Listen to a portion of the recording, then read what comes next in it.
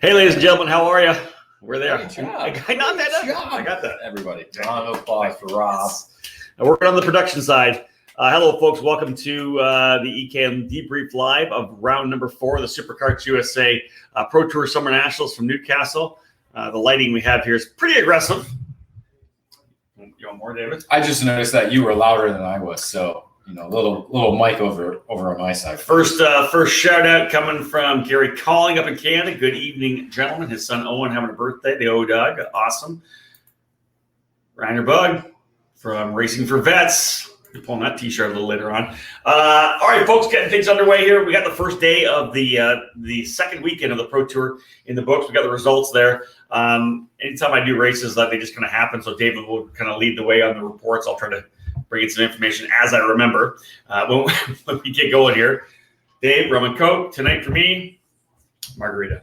Okay. Now, did you make it yourself? No, it's a pre-mix. Pre-made. It's a pre-mixed one. I didn't feel sad. Listen, we're That's getting what home. Masters drivers do. We get home at like 7:30, 8 o'clock at night from the racetrack. I'm not gonna. I quit. Listen, hold on. I'm making ceviche in the fridge. That's a pretty big step right there. I did a lot of lines on that one. I'll have that later on. And again, getting things underway for the fourth round. David, a couple of new names jumping in that worked at the first race. A couple of guys not here as usual, which is interesting. And then the track itself. That's kind of the biggest key, obviously. And then that talks a little bit about rubber kind of going down. We did the Super Mile, the 1.1 mile, 17 turn corner where they turn right at turn 4 and go through the oval over the ski jump and into the right-left combination 7 and 8. That was a really interesting part of the racetrack. Much different here this particular weekend doing reverse national. I've never seen the track ever driven this way before. It's been done, but I've never seen it. I love it. It's just something new and different. It is different. We haven't done it. I mean, Newcastle's been here for what now? Almost 16 Probably years more than that. Yeah. So this is like 16th season that it's been around. Pro Tour has been here since 2015. We've always done the national or the Super Mile now. Mm-hmm. Got to change it up. We have 48 different layouts to try. Let's do something different. So, and I think because we're always going the same direction. Yeah. When you go the opposite direction, it throws a different. You gotta have as we're seeing. Not everybody who was fast last weekend. Heck no, yeah. Is not fast. Some guys are struggling, actually literally struggling. So it's a great change. It's a great mix-up because we obviously don't have the opportunity to go to different facilities right now. We're at the same facility, but you have 3 different rounds of racing counting today, tomorrow, and Sunday. So it's great. I love it. And a much different start because we're starting on the straightaway. The start-finish line's actually on the track, the part of the track that's parallel to the actual racer's grill, the primary building. That's the old start finish. The rundown into now the I-70 hairpin in the opening corner. And I was actually surprised that we didn't have more incidents. I thought there was going to be a lot more. I think the pushback bumper certainly helps. I think that helps. People are trying to keep off bumpers. You don't have guys coming from 20th, 10th in the corner. So that certainly helps. Yeah. But it's a unique situation because I don't think there's very many tracks now that we go to that have a hairpin as the opening corner. We used to have it at Super. Yeah, they got rid of away from that. Somebody, I won't say who, said, when SKUSA came here, they're like, no, we can't have the old start finish line. We have to have the new one. So that's when they moved it on the long straightaway after I-70.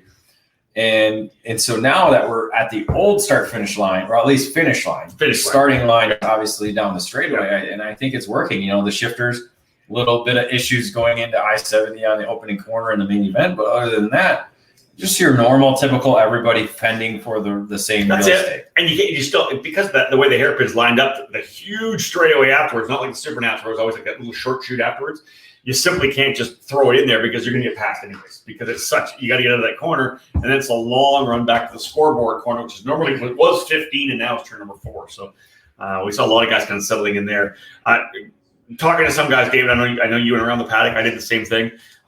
Some guys saying that the rubber is finally starting to go down. That they think potentially by Sunday we could have a lot more rubber down. Did you take kind of the same feel? Oh yeah, just that it's a different feel because we're going in a different direction, so it doesn't quite have that feel of a normal racetrack because a lot of the rubber is on the exit. It's on the exit now, yeah. Instead of the entry because the last 3 rounds were the opposite direction. So But I think more so, it's a lot of these corners at the Newcastle. It almost is banked or dipped to where there's like some guys were saying it's loose and then it grips up and then it loses grip. This morning, talking to people. All right, that's interesting. So I didn't really talk to much people talking about how it ended up at the end of the day. But it's just a unique situation that we're in because a lot of these people have never been, and thankfully they have Thursday practice. Yeah. So everybody's kind of accustomed to what the track layout's doing, and it's just a matter of what how the track is going to change as the weekend goes along. Marianne Gilmore asking what the drink of choice is. She came out a little bit late. Marianne, a margarita. David, rum and coke. Shocker. Super shocker. All right, so here's the one thing too, weather-wise, we had another great day. Dave, we talked about it the whole time last week, and every time I look at the schedule and we're scrolling down to this week, and it's going to rain for like a full week. We literally had a pretty good day today, 70 degrees. We got to the racetrack, ended up being, I think, 82 by the end of the day, some cloud cover. Overcast, yeah. It was overcast throughout the day. Yep. Towards the end of the day, the clouds started to break up and the sun came through. And sunny tomorrow, based on when I got my iPhone, and then the potential for some precipitation on Sunday. Teddy Ted, straight up. No more draft in the last lap, which I really like. The last lap was much different this time. That's the part I love about it because you can draft up early on the last lap, draft up up to I-70 and then coming back. Mm-hmm. But you got to be able to get through the rest of the racetrack in order to be there at the finish line. And now for micro and mini, it's a little bit harder because those guys are almost essentially flat out through the last couple of corners. Feels like it, yeah. But for the faster categories, as we saw even in shifter, you can go for it. You can go for it. And even X30 Junior and X30 Senior, guys were making a move. Yeah, and there were passes coming to the checkered flag. Yeah, not so much in the right-hander, but in the left-hander setting up, some guys dive into the inside. It was actually a pass like right in the last corner to dive in. So, all right, David, jump in here right now. We'll go with micro script. I kind of lined it up to go micro mini. This was kind of a wild deal because there was a lot of action coming up front. We don't really know the entire inside scoop on what happened because one of the particular drivers got a DQ. We don't know the whole thing. We've heard some stuff, but we're going to try to go to the race control tomorrow to get more of an update. So it's not really for us because we don't know the actual exactly happened, the penalties that were laid down. We don't want to kind of go to that. In the end, but there was a lot of penalties. I believe Vivek Canton ended up with the race win on the racetrack. Isaac Malkiet was in there as well. Asher Osteen. It ended up with do you have all the stuff? I heard there was a pushback bumper penalty. I heard there was a potential. We'll start with blocking. We'll start with the provisional winner, which was Vivek Canton. Okay. He had a pushback bumper penalty, 3 seconds, so had the win taken away that way. Yeah. I can't remember exactly how they crossed the line, so I don't know that. Let me look. Let me look at here. So, I believe it was Canton across the line first, right? Canton was across the line first, so that. But again, see, they adjusted the time, so I can't do that. So, and Weinberg was second. Weinberg had and I'll just read it as the app tells us, unsportsmanlike conduct after finish. Okay. So that's the issue. We'll find a little bit more information on. I have one side of the story, but I'd like to hear the other side. I want to simply get it. And get the officials. Christy, here you go. Christy Lynn Weinberg says, unsportsmanlike conduct for Carson Weinberg. He deserved it. All right. So we've heard what we've heard. Kristen, I appreciate you giving us that. I don't know what that exactly happened. We're going to go to the race control to get their full call on that. So I like that she says he deserved it because that would mean that the penalty was valid. Yeah. So I guess that's a positive in that light of sense. Yeah, agreed. But again, we'll get the official. What else you got? So there was a ton. So 75. That is Malkiet. A pushback bumper penalty as well. Okay. What did the 49? 49 guys blocking, driving down with number 1 3-second penalty. So blocking penalty for him. Okay. So I think that was the lead group, right? Yeah, pretty much. Yeah. And then yes.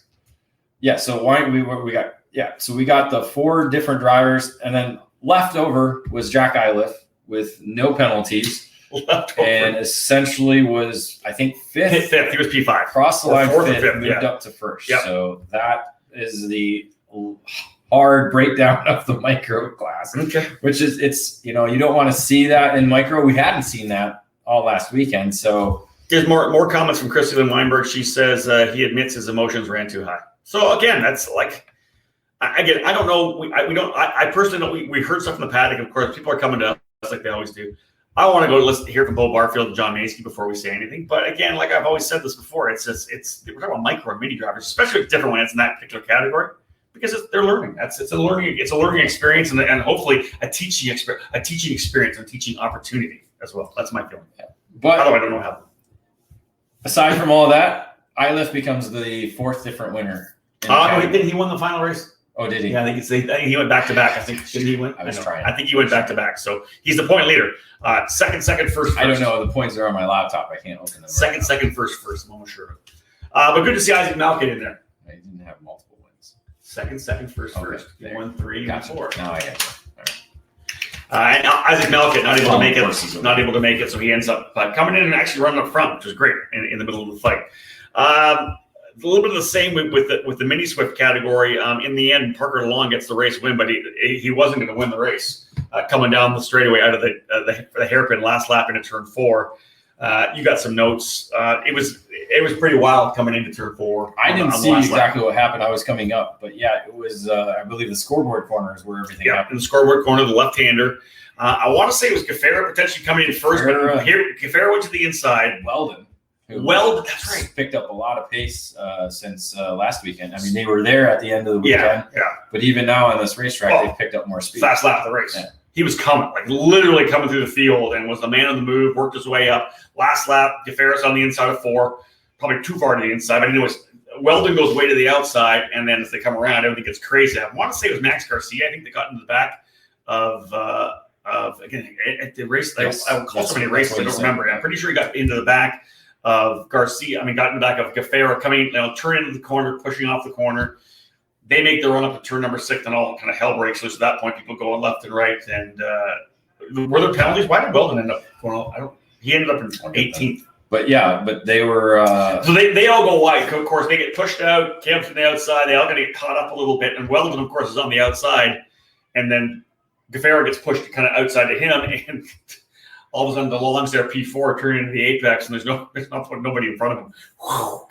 And I think was it Gafera? I think Gafera was almost trying to hold him off, and then there was a bit of a argy-bargy in 6 or whatever. But it was DeLong ended up essentially getting gifted the lead. He's worked his way to the front many times. Parker had. This time he just literally got gifted with the incident that happened in front of him. Yeah, just kind of how the race unfolded, and Salim Hanna was right there to take advantage as well, and slotted up into in the second position, and Garcia up to third. So really the top 3 there weren't expecting to be on the podium when the white flag waved, and were able to be there. That dropped Gafar back to 4th, and then Meza in 5th. The penalty for Weldon dropping him down to 18th was contact with the 177 of Spencer Conrad. They were all in that group. I mean, it was a large group. Yes, it was. And I'm going to guess that was on the final lap because Conrad was up there. So I'm assuming there was some contact between them two on the final lap because Conrad actually ended up in the 19th position. Oh, they both, okay. Weldon getting a 5-second penalty, dropping him down to 18th. There you go. All in all, impressed though with Weldon's speed. Like David said, they kind of came on at the end of with he and Oliver coming on at the end of the weekend, last weekend on the Super Mile. And the bottom, Weldon was just coming through the field, like just every lap coming through, move, getting to the front, getting himself in the right spot. And really, the racecraft was strong. I didn't see the incident between he and Conrad, but he did go to the outside. Gafaro's on the inside, and I think he was hoping to try to run the outside and get out of it, but just didn't work. Sometimes the outside way works, sometimes it doesn't. Agreed. All right, moving to the next one here. If you have any questions, folks, feel free to post them up here. David and I will do our best to find them. But today, remember, we're going to do it live again tomorrow, so there's an opportunity for us to give you an update what happened then. Let's go KA100 Junior. John Burke ends up with the fast lap of the race. I literally don't remember how this thing all. I knew it was like 6 guys in the top pack. Go. Burke started. Oh, that's the pre-final book. We pause this show for a quick commercial break. Stay tuned for more here on the EKN Radio Network.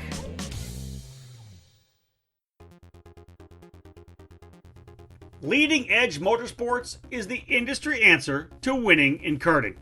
At the helm is industry veteran Greg Bell, who has orchestrated the success of many drivers dating back to to the mid-1990s. Most recently, Leading Edge Motorsports and Greg Bell helped guide Danny Formel to victory at both the Rock the Rio and the Superkarts USA Super Nationals 23. Based in Lodi, California, Leading Edge Motorsports is the Western importer for IP karting, which includes the Praga and Formula K chassis brands.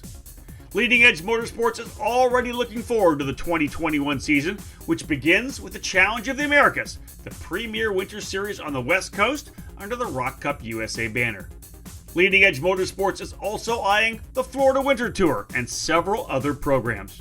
Arrive and drive services to kart preparation and driver coaching are all available under the LEM tent throughout 2021. Greg Bell has been building racing engines for over 20 years, and he's excited with the continuing growth of his new Mega Power race motor building program. It doesn't matter what color your chassis is, choose Mega Power to get to the front.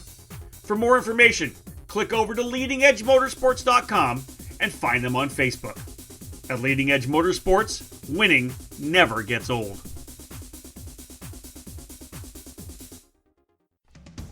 The Briggs & Stratton 206 engine is where out-of-the-box ease and outstanding consistency meet to create legendary races. Briggs & Stratton's history in motorsports dates back to when the first engines came off the assembly line in the early 1900s. Their focus on the grassroots level continues to help build generations of racers. Since 2008, the Briggs & Stratton 206 has gained a following that has the engine powering the largest fields in North American karting today. From the club level and track programs to traveling regional series and national events, Briggs & Stratton competition provides the most exciting racing in the sport. Engineered and hand-built exclusively for racing, every Briggs 206 engine is power tested and serialized before it goes in the box. Karters can take that engine straight from the box to their kart and be on the podium at the end of the race day. To learn more about the 206 engine and to find a North American dealer near you, head to briggsracing.com. Briggs & Stratton Racing. What powers you? Thank you for listening to the EKN Radio Network. We now join the show already in progress. But was involved in a opening corner wreck. Oh, you said he went down to 19th. Was down to the 18th position on the opening circuit. And so you're figuring, well, you know, maybe a top 10 finish for him. But as they kept racing and racing ahead of him, yeah. He kept picking off guys. He eventually got himself up into the lead group. And then, so he was 19th there. Some more contact on lap 15 involving Mateo Rubio Luengo trying to make a move up to, I think it was trying to get into third and actually shot up to get along Carson. I think Morgan was leading at the time. So essentially was what were we talking about? An I-70. Oh, that's right. Yes. Shot to the inside, essentially went from like fourth to first. He could have one pass, maybe two. Went for three. That's right. And so it essentially caused a little bit of chaos there. I think Rapolsky was one who got the bad part of it. And I think didn't Burke over under at that point or something like get him? Burke just kind of went through it. Yeah. Was able to avoid. I wasn't sure about through it. Was able to get through it all. Came out leading the race and essentially was able to hold off the rest of the lead group, who kind of diminished after that contact, but was able to hold off Brent Cruz for the victory. I thought Weston Workman did a great job. Weston was in there scrapping away, hardcore, got himself up. It could have been dropped a couple times, but ended up being in the middle of the fight.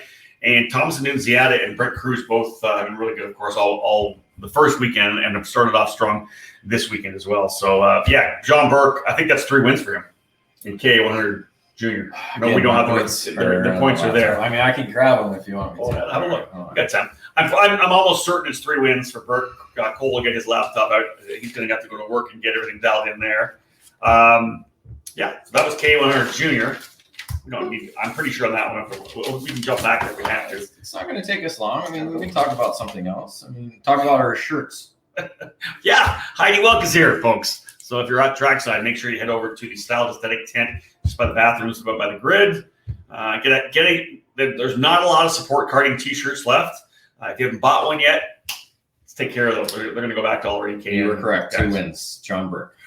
So that's his 3rd win then. So it is his 3rd win because, yes, you were talking about how a good finish here and tomorrow would essentially put him in the catbird seat. Okay, you're going to be pulling this out. Great question from Emery Lida. Can he clinch the championship tomorrow? I think, yeah. That's what you talked about. If he wins. When you win 3 times, it certainly helps out of 4, best 5. Where did he finish? What's his drop? So he's got 4 straight podiums. Yeah, so including 3 wins. So a win, not even a win, probably. Now, obviously, losing points in the pre-final doesn't help. You know, he came from. That's true. He was 8th in the pre-final. Yeah, but that's not too bad. Yeah, no. It's stealing points from other people, right? You got fast lap of the race here too, which is right. Fast lap, yeah, which is another 10 points. So. I think he can lock it in tomorrow for sure. Bonus. If he goes out and ends up winning, it's a done deal. He's got the thing locked and loaded, which is good. KA100 Senior. Really early. It came, six carts? At one point, I think. Yeah, 6. Pretty sure Austin Osborne was caught in the middle there at one point. Maybe he might have been 5 carts. Osborne was 7th, kind of by himself. The man on the island, just waiting for them to either come back to him or for the group behind him to catch him, and eventually the group behind him caught him.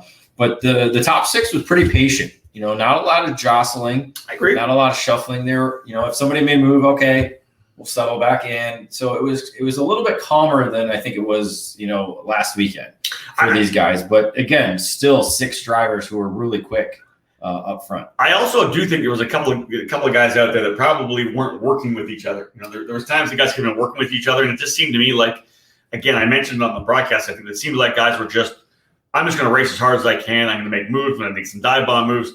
I'll let the chaos happen behind me. Well, I saw that in junior a lot. I think I saw it in senior a bit too. Well, essentially, yeah. I mean, the only teammates you had was Nate Cicero, and Bryson Morris. Yeah. But as we've seen, Morris doesn't really work with anybody. He kind of just goes off and does what he does. Yeah. But but the rest of them are all non-teammates. So that has a lot to do with it. You know, if you don't have a dancing partner, it's kind of, you're on your own.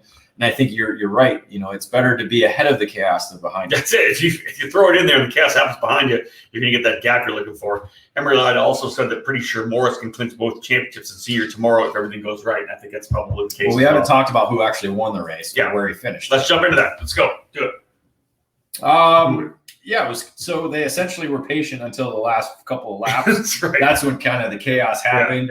And really the race was decided in Cell Corner Tower, as Cicero, the Winter Series champion, was able to put himself into the lead in that corner, and then more jostling behind him allowed him to kind of cruise through the checker. Oh, that was Mars and Adams kind of coming out of the left, the double left-hander coming into the right 11, and he just at that point he was able to stretch out enough that they were going to challenge. Luca Mars ends up second, Garrett Adams in third behind Nate Cicero. He's still in the fight though, too, championship-wise, I believe, if I'm not mistaken, right? Yeah, he was fourth coming in.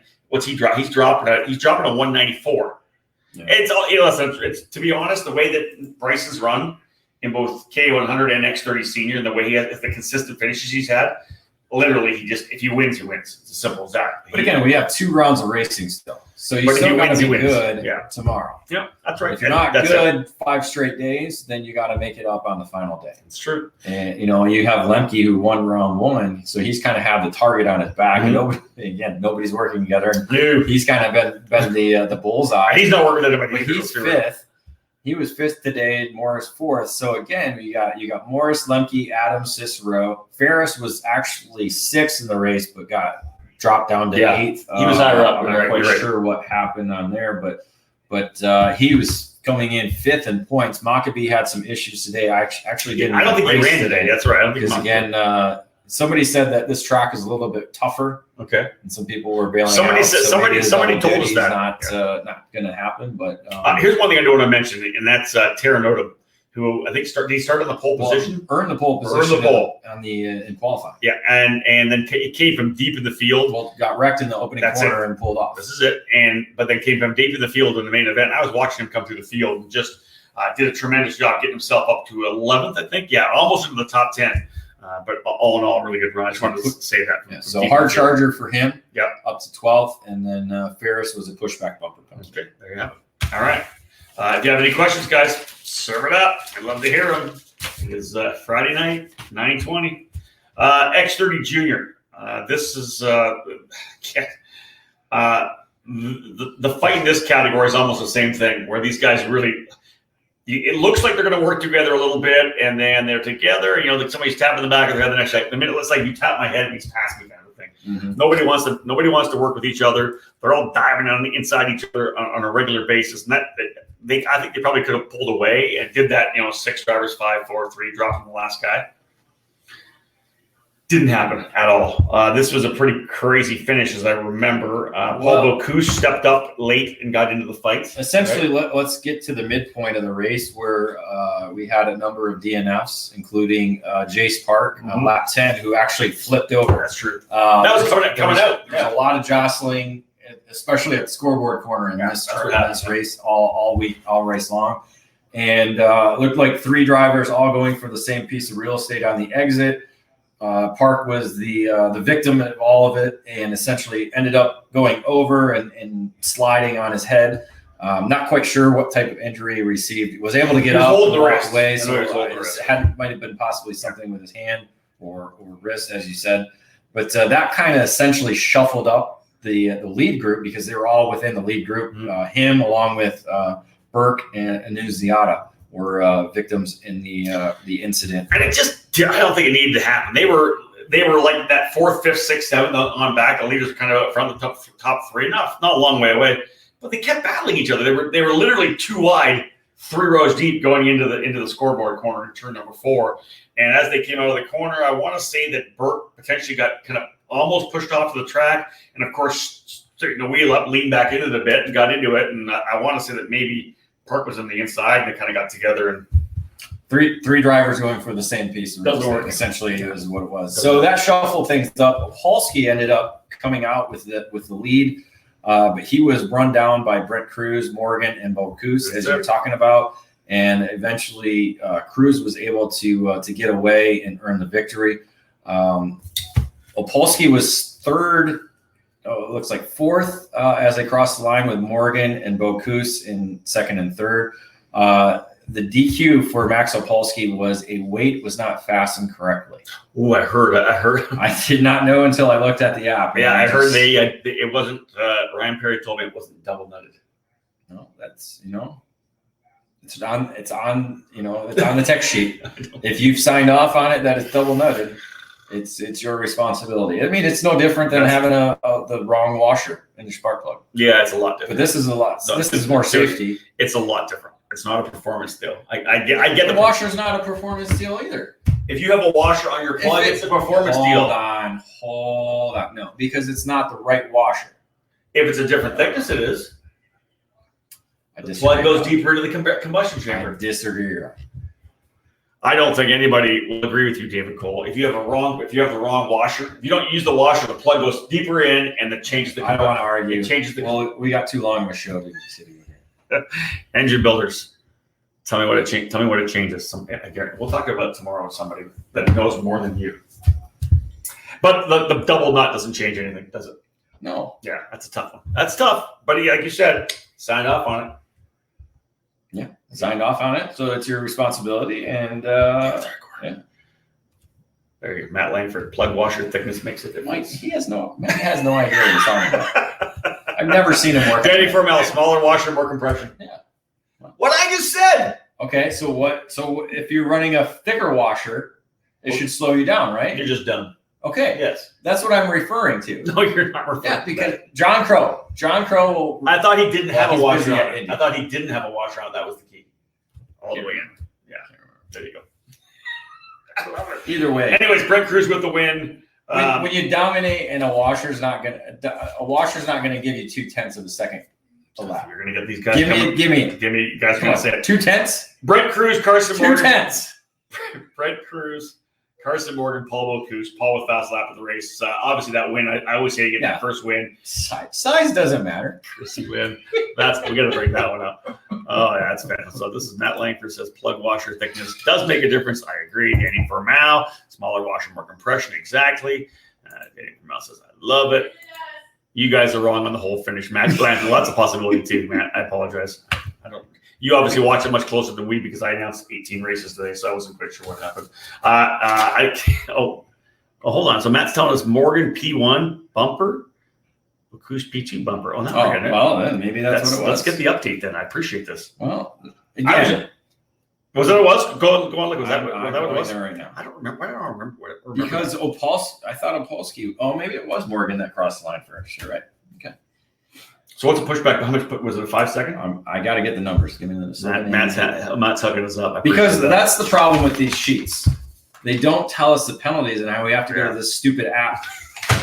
Sorry, it's not stupid, but it's just frustrating because everything should be on paper. It is tougher for us to do that. Is for sure. So yeah. So what are the numbers? 788 pushback bumper penalty 3 seconds. 701 pushback bumper 3 seconds. So yeah, and he would have been So they would have been 1-2, and Cruz was third. He would have been hit. That's it. Okay. Good thing I didn't write the story yet. Thanks, Matt. That's good. All right, well, that's good. Don't do Christie's. That's enough. That's good. We'll get rid of Matt Steele off there right now. He says, I can only get yelled at so much. Wear a mask. Good idea. See, stay at home. All right, let's go X30. Let's start with X30 Master. We bring Miguel Mir into the fight for cross-link competition. He wasn't able to make it last weekend. An issue from Adam Pettit, who is the point leader, I believe, coming in. Yes, I think so, point leader, second. He ends up having an issue early on, goes to the tail of the field, so he's essentially out of it anyways. Miguel Mir leads for a majority of the start. Scott Roberts right there with him. It gets the pass for the race lead and win. It starts to get dicey because Mir got back by him, and they were kind of dicing up a little bit, as I remember. And then Sal Sparacillo got closed up as well. But in the end, Scott Roberts was able to hold the spot. He got a pass, I think, at the final lap over in turn 4, I think, right? Green corner. Oh, in the green corner. Yeah, green corner. That seemed to be I don't want to give anybody's secrets out, but it seemed to be a lot of guys passed there. Very good, even in the shifter categories, especially. It seemed to be a great opportunity to pass there. I know Scott passed Miguel at least once or twice in the turn 4 as well. So that was what ends up happening there. Roberts had a fast lap of the race, crucial in the championship because he gets those 10 points for the bonus as well, and then also wins with Pettit going back and forth in the KA 100 Masters category. Nick Tucker, Jonathan Silva battling out at the end of that race, and they end up going back and forth. It should have been a 3-driver fight, but Pettit got into the mix as he was coming back. Not quite sure what happened. Trying to come through those guys. But it ended up with Jenkins turned around at the start-finish line during lap 5 it had to have been, as they were coming to super early in the race to complete lap 5. So essentially allowed Tucker and Silva to drive away as Jenkins pulled out. And Tucker passed Silva on the last lap, I think, and then actually passed him in the green corner. Silva had the lead around Tucker. I think. We pause this show for a quick commercial break. Stay tuned for more here on the EKN Radio Network.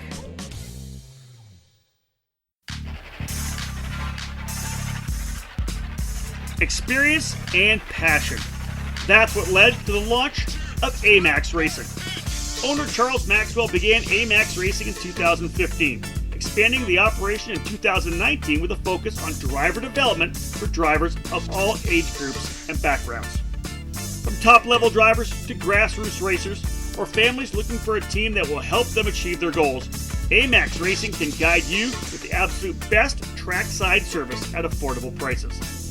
No matter the chassis, AMAX Racing welcomes you and has the experience to put you on the top of the podium. You can join the AMAX Racing family at the WK Manufacturers Cup Series, Route 66 Sprint Series, and local events around the Indianapolis area. The operation is also set to compete at the Rock the Rio and SKUSA Super Nationals later this season.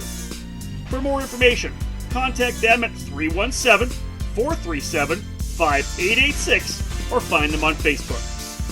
AMAX Racing, all of your karting needs under 110.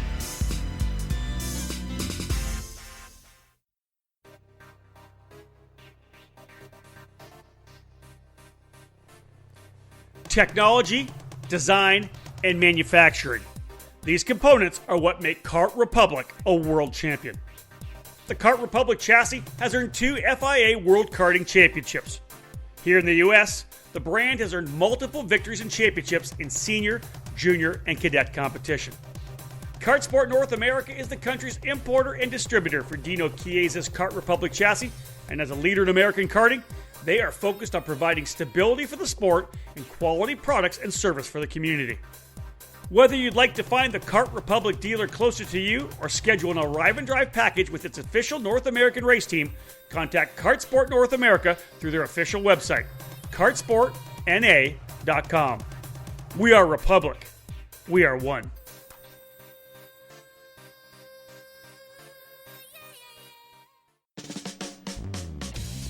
Thank you for listening to the EKN Radio Network. We now join the show already in progress. 2 to go, if I recall correctly, somewhere around there. And Tucker made his move at the green corner. And Jonathan tried the over-under. But just pinched it a little bit too hard and lost all the momentum. And yes, I heard this as well. Yes. Danny Formal saying that Ariel Castro going to race tomorrow as well. So that'll be great. Throw Ariel Castro into the fight, which I think will be cool. So he's coming to run as well. 2 more to go. We got X30 Senior, then we'll roll through the shifter car categories. Let's go X30 Senior right now. Up front, David, see what penalties there were in this particular category. This was I think the top 5 is safe. I thought it was back and forth. Because one of the guys I was watching, of course, because you're wondering whether or not he can win his 5th championship, is Ryan Norberg. He was back in 10th at one point, then he worked his way up. I want to say he almost got the 4th position. He was in a pretty good battle with Braden Eves. Up front, though, the 3 drivers were Jarzakrak, Luke Mars, and Arias Dugmedjian. All 3 drivers took turns up front. Along with the top qualifier, Thomas Neveu. Thomas Neveu. Neveu. Thomas Neveu from PSL Karting was in there as well. That's right. Now Neveu was there, but then he got shuffled back and then fought his way all the way back up again. And we'll talk about the last lap. Actually, we'll go to the last lap, essentially. Dugmedjian had the lead. Mm-hmm. Neveu was, I think, in 2nd spot. It came out of turn double apex. I'm calling it turn 10. Through turn 11, which is the right hand that leads on the straightaway down to the final corners. And essentially, Mars tossed it in there. And it was hard for me to see whether or not it was aggressive contact. All I know is Neveu was straight off the racetrack. He got locked in with Mars bumpers. Somehow their bumpers got locked. It didn't seem like a pump. It just somehow Neveu just kind of sorry. It's all right, Neveu. We'll get there. Shot away. I don't know if it was just to kind of detach himself from the bumper, but literally 15 feet off the track. They got locked in, and he ended up getting the worst of it as Mars was able to continue. But that allowed Jarzakrak to go from 4th to 2nd, and allowed our Dugmedjian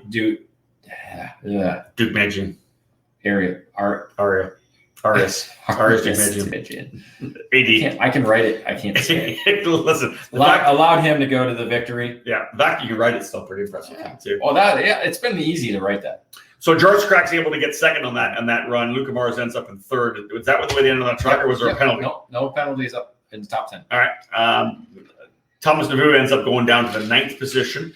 There's a lot of running back and forth between Norberg, Arscott, Eves, Bryson Morris. Morris was back to 10th, and I think we talked about the championship a little bit with Emery. Morris was 10th. I'm saying to myself, wow, this is going to really open things up if he ends up finishing 10th. He keeps working forward. There's a little bit of crap in front of him that gets moving people around. One of them, of course, being Neveu, as we said. Somehow Morris ends up P5 when it's all said and done. I think one of the most badass passes was probably Hannah Greenmeyer going to the inside of Norberg in turn number 13, which is the second last corner, the right, the left, the right, coming into the left-hander. It was open. Hannah tossed it in there, and no contact, I don't think whatsoever. Maybe a little bit. I don't think there was much. And boom, she gets through on Norberg. And that point, Norberg was going backwards, and he was actually running, as I said, 8th position before Neveu went off. And it really wasn't looking good for Norberg. Like I said, I almost thought he crossed the line in 10th, so I want to feel like it was a penalty or two, but maybe not. No. He ends up in 7th position. He's really in a tough place to be right now.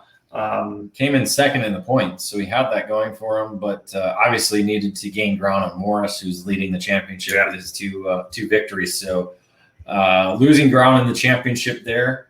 Luca Mars came in 3rd in points, so he's getting a little bit closer to Morris. Obviously, 2 spots in the main event certainly helps, but we'll see how kind of things shake out. I mean, it's 3 straight podiums for Mars. Or sorry, yes, three straight podiums for Mars. Wow, all right.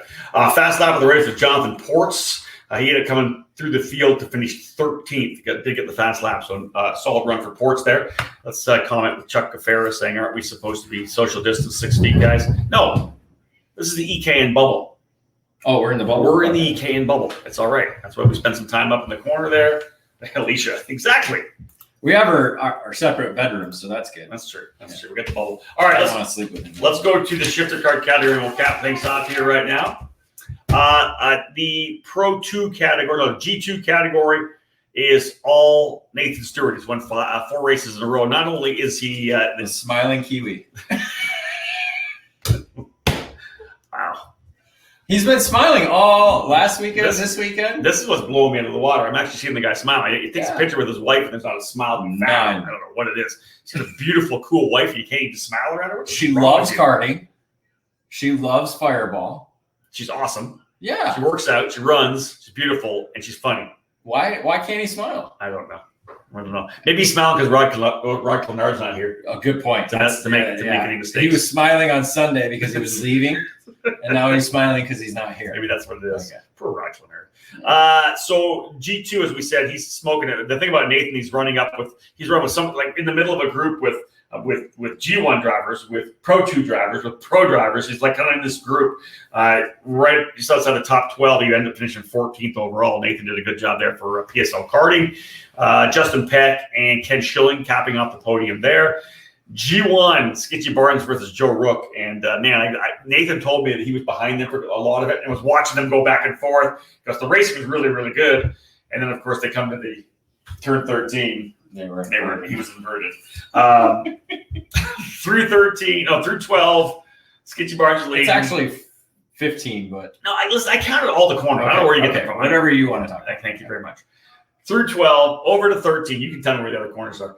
This reminds me of Pat's Acres, where they had like 9 corners in the first 2. Into the left-hander, and Skitchy had a little bit of room left over. Joe's like, I'm going for it. In he goes.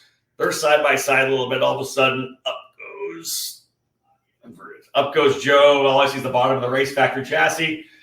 Over he goes. Scott ends up slowing it, but Scott's able to keep going. He ends up coming through for the win. So it was a pretty wild finish for sure. Yeah, it doesn't help Joe for the championship chase because it obviously dropped him down to third because Anthony Stifler. Yep, Anthony Stifler.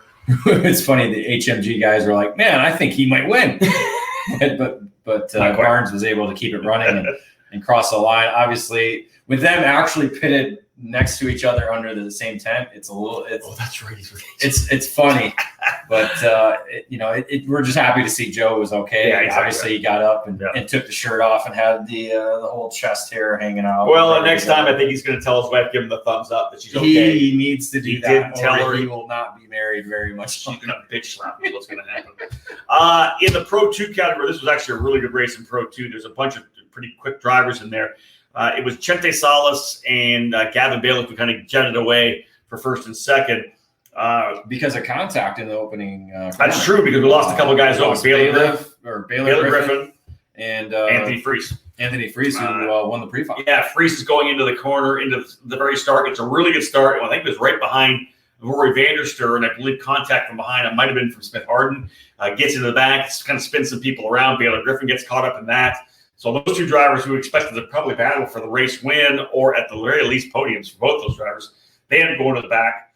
Chente Salas in the factory car takes full advantage of it. He and Gavin Bailiff really never separated for the entire race. Right. It looked to me, after not a great start, that Josh Pearson was going to be able to get himself in the third and actually made a move on Jason Enrique in the GFC and was able to get the spot. But as they came out of the green corner back through 7 and 8, Enrique really never kind of released and let go of them. They were making contact through 7. Again, this is my view from the back, not in car or anything like that, but they kind of got together, and it appears like they just didn't let up at all.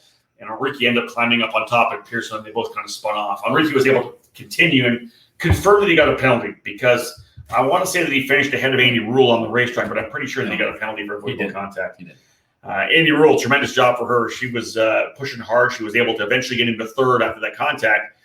Enrique kind of tracked her down a little bit and was able to make a move to get by, but nonetheless, Andy Rule ends up 5-second. There you go. Andy Rule ends up finishing in third spot. She's doing a great job hustling that shifter car around. There's no doubt.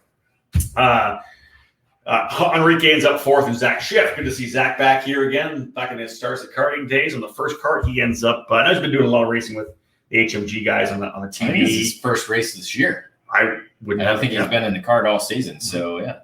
Not bad for an old guy. He used to run ADCC junior and then senior. I know he's almost he looks like a master driver, but he's not quite there. Oh, it's not true. Oh my God. I gotta throw him under the bus. He's Ohio State, so I throw him under the bus whenever I can. Yeah, okay. All right. Especially this year because we were gonna win. All right. With no football. Yeah, this is true.